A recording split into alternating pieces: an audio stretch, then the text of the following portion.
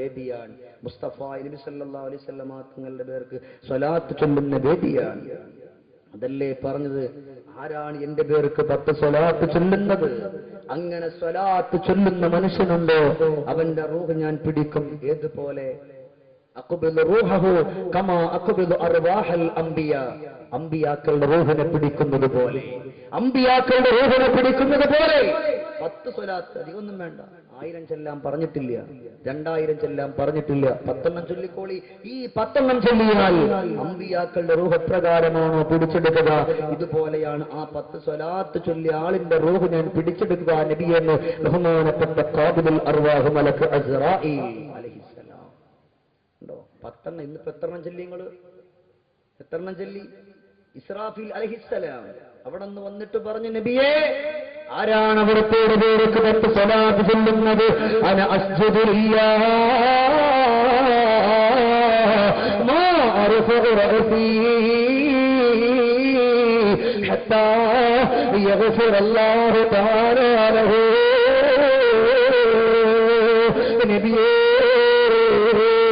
ആരാണ് അവിടുത്തെ പേർക്ക് 10 സ്വലാത്ത് ചൊല്ലുന്നത്? അന അസ്ജുദു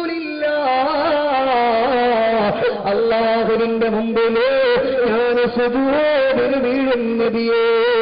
മാ അർഫഉ റഅസീ, എന്റെ തലയെ ഞാൻ റബ്ബിന്റെ കോടതിയിൽ നിന്നു, അല്ലാഹുവിന്റെ മുമ്പിൽ നിന്നു എന്റെ തലയെ ഞാൻ ഉയർത്തില്ല നബിയേ. ഹത്താ യഗ്ഫിറല്ലാഹു തആല ലഹു.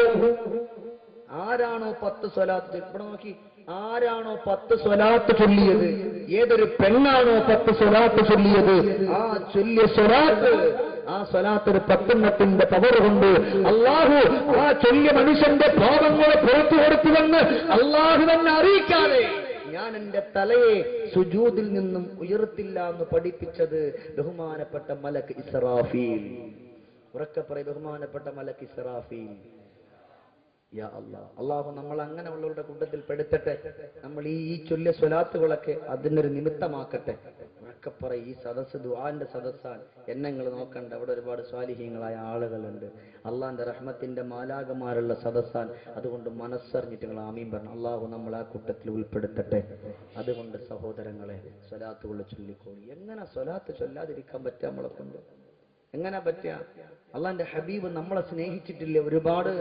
ആ റസൂലുള്ളാഹിന്റെ പേർക്ക് നമ്മുടെ ജീവൻ കൊടുത്താലും, നമ്മുടെ സൗണ്ട് പോയാലും, അള്ളാന്റെ ഹബീബിന്റെ പേർക്ക് തൊണ്ട വെട്ടുന്ന രീതിയിൽ സ്വലാത്തിന്റെ പേരുകൾ ധരിപ്പിച്ചു കഴിഞ്ഞാൽ അതിലൂടെ സ്വർഗം ഉറപ്പാൻ. അത് പഠിപ്പിക്കുന്ന മറ്റാരുമില്ല.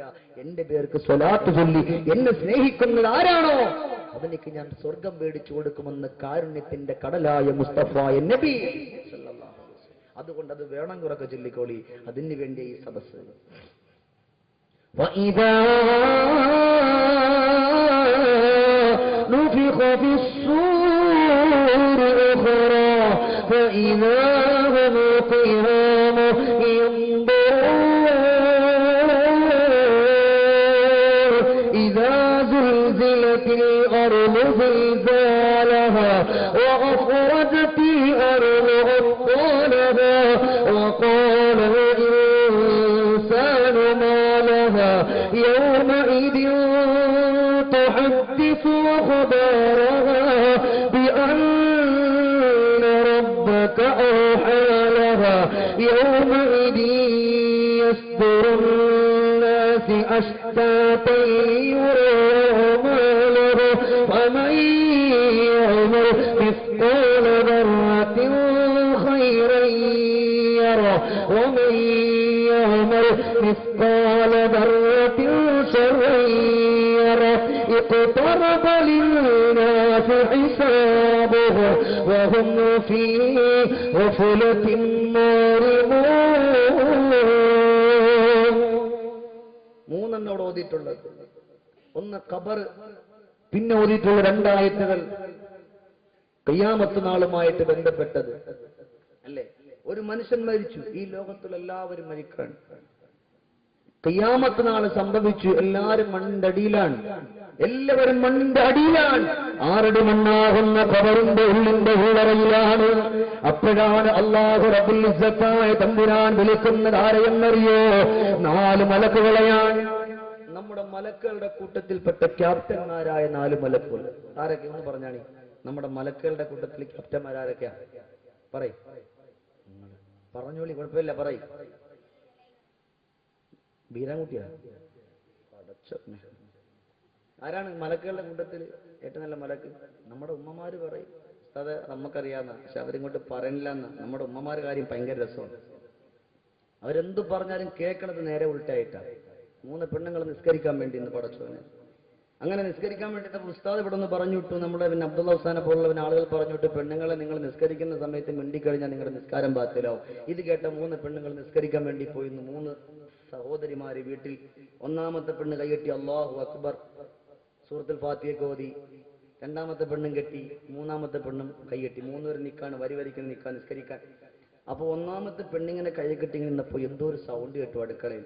അപ്പൊ ഈ പെണ്ണിങ്ങനെ കൈകൊണ്ട് തട്ടി അടുത്തിരിക്കുന്ന പെണ്ണിനെ. എന്നിട്ട് ഇടി അടുക്കള പൂച്ച കയറുന്നൊരു സംശയമുണ്ട്. അപ്പൊ 2ാമത്തെ പെണ്ണ് ഇയ്യാക നഅ്ബുദു വ ഇയ്യാക നസ്തഈൻ എന്നൊക്കെ ഓതിയിട്ട് നിൽക്കാൻ. ഈ പെണ്ണിങ്ങനെ പറയുന്നിട്ടപ്പോ ഈ പെണ്ണ് പറഞ്ഞ്, എടി ഉസ്താദ് പറഞ്ഞില്ല നിസ്കാരത്തിൽ മിണ്ടാൻ പാടില്ല. അപ്പൊ ഇത് കേട്ടിട്ട് 3ാമത്തെ പെണ്ണ് 1ാമത്തെ റക്അത്തും കഴിഞ്ഞപ്പോ 2ാമത്തെ റക്അത്തിലേക്ക് വന്നു. ഈ പെണ്ണ് പറയാ, അതുകൊണ്ടല്ലേ ഞാൻ അവിടെ മിണ്ടാതേക്കുന്നേ. ഒക്കെ പോയില്ലേ? ഇതാ നമ്മുടെ ഉമ്മമാർ. അള്ളാഹു നമ്മുടെ ഉമ്മമാർക്ക് ആഫിയത്തുള്ള ദീർഘായുസ്സ്. 1ാമത്തെ എന്താണ്? 4 മലക്കുകൾ ആരാണ്? ബഹുമാനപ്പെട്ട മലക്ക് ജിബ്രീൽ, മീകാഈൽ, ഇസ്രാഫീൽ, അസ്റാഈൽ. ഈ 4 മാലാഖമാർ അല്ലാഹു റബ്ബുൽ ഇസ്സത്തായ തമ്പുരാൻ വിളിച്ചുകൊണ്ട് പറയുന്ന മലക്കുകളെ, فإذا نفخ في الصور أخرى فإذا هم قيام ينظرون. മലക്കുകളെ, നിങ്ങൾ ഭൂമി ലോകത്തേക്കൊന്ന് ഇറങ്ങിപ്പോവുക. ഭൂമി ലോകത്തേക്ക് ഇറങ്ങിപ്പോന്നു. അവിടെ നിന്ന് അല്ലാഹുവിന്റെ മലക്കുകളെല്ലാവരും ഇറങ്ങി വന്നു. 4 പേരും കടന്നു വരികയാണ്. പക്ഷേ അവർ നോക്കുമ്പോഴോ ഇദാ സുൽസിലത്തിൽ അർളു സിൽസാലഹാ വഖറജത്തിൽ അർളു വഖാലഹാ വഖാലൽ ഇൻസാനു മാലഹാ. ഭൂമിയെല്ലാം തകർത്ത് തരിപ്പണമാക്കിയിട്ടിരിക്കുകയാണ്. എന്തിനാണ് അവർ ഭൂമി ലോകത്തേക്ക് വന്നതെന്നറിയോ? അല്ലാഹു റബ്ബുൽ ഇസ്സത്തായ തമ്പുരാൻ ഈ മലക്കുകളെ പറഞ്ഞു വിട്ടത്, മലക്കുകളെ ചെന്നുകൊണ്ട് റസൂലുള്ളാഹിനെ വിളിച്ചുകൊണ്ട് വരുമോ? ആദ്യമായിട്ട് പുനർജീവിപ്പിക്കുന്ന റസൂലുള്ളാഹല്ലേ. അല്ലാഹുവിന്റെ റസൂലിനെ വന്ന് കൊണ്ടുവരാൻ പറയുകയാണ്. ഇവരെല്ലാവരും നിറഞ്ഞു വന്നു. അവർ നോക്കുമ്പോൾ ഭൂമിയില്ല, തകർത്ത് തരിപ്പണമാക്കി ഭസ്മമാക്കിയിട്ടിരിക്കുകയാണ്. അല്ലാഹുവിന്റെ ഹബീബിന്റെ റൗള കാണുന്നില്ല. ഉടൻ തന്നെ 4 മലക്കുകൾ അല്ലാഹുവിനോട് കൈയേറുത്തുകയാണ്. അല്ലാഹുവേ, അയ്ന റൗളത്തുൻ നബി മുസ്തഫ മുഹമ്മദ്. എവിടെയാ പടച്ചവനെ റസൂലുള്ളാഹിന്റെ റൗള? ഇവിടെ എവിടെയും കാണുന്നില്ലല്ലോ അല്ലാഹ്. അപ്പോഴാണ് അല്ലാഹു വിളിച്ചുകൊണ്ട് പറഞ്ഞു, മലായിക, ദുനിയാവിലെ ഭൂമിയിലെ ആ പ്രകാശം കാണുന്ന സ്ഥലം കണ്ടോ? അതാ എന്റെ റസൂൽ കിടക്കുന്ന റൗള എന്ന് പറഞ്ഞപ്പോ 4 മലക്കുകളും റൗളന്റെ ചാരത്ത് പോവുകയാണ്. എന്നിട്ട് 4 പേരും അവിടെ വെച്ചുകൊണ്ടൊരു ചെറിയൊരു തർക്കം അവിടെ വെച്ചുണ്ടാക്കുകയാണ്. അതാ ചില്ലറ തർക്കമല്ല, അതൊരു വല്ലാത്തൊരു തർക്കമാ. അവിടുന്ന് ജിബ്രീൽ പറഞ്ഞു, അസ്റാഈൽ, അല്ലാഹുവിന്റെ ഹബീബിനെ നിങ്ങൾ വിളിക്കണേ. നിങ്ങളല്ലേ അല്ലാഹുവിന്റെ റസൂലിന്റെ റൂഹ് പിടിച്ചത്.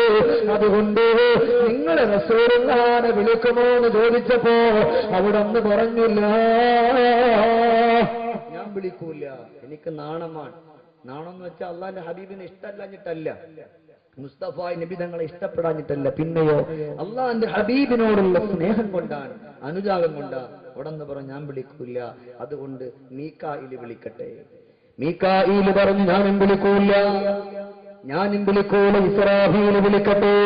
ഇസ്രാഫീൽ പറഞ്ഞു, ഇല്ല ഇല്ല, അല്ലാഹുവിന്റെ റസൂലിന്റെ റൗളയിൽ നിന്ന് ഞാൻ എന്റെ റസൂലുള്ളാഹിനെ വിളിക്കൂല. അവിടുന്ന് 3 മലക്കുകൾ തീരുമാനിക്കുകയാണ്, അല്ലാഹുവിന്റെ റസൂല് ഹിറാന്റെ ഉള്ളിൽ ഇരിക്കുമ്പോ അവിടത്തേക്ക് കടന്നു പോയതാരാ?